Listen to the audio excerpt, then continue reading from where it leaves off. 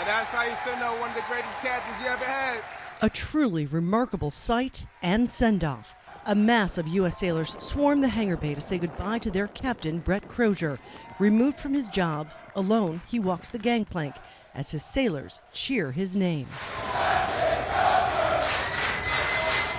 A clear message to the Navy bosses: this crew is not happy.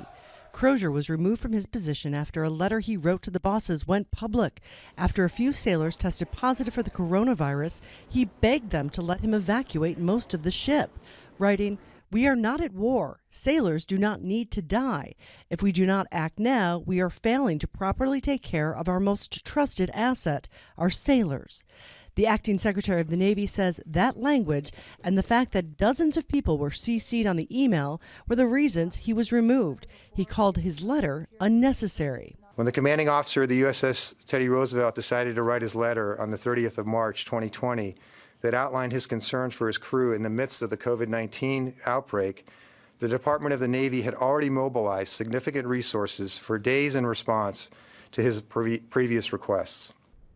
That doesn't seem accurate, given on the same day the Secretary of Defense said there was no need to evacuate.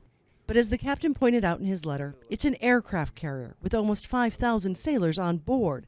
They eat, sleep, and work in close quarters. There is not enough space for social distancing.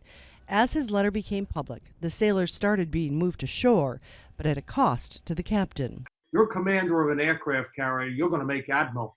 And the fact that he was willing to jeopardize that for the welfare of his people, to me, I just can't tell you how much I admire him. He's not alone. Over 100,000 people have signed a petition to have him reinstated.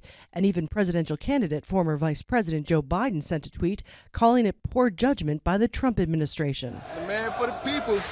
And with this, his crew sent the message they agree. Patty Culhane, Al Jazeera.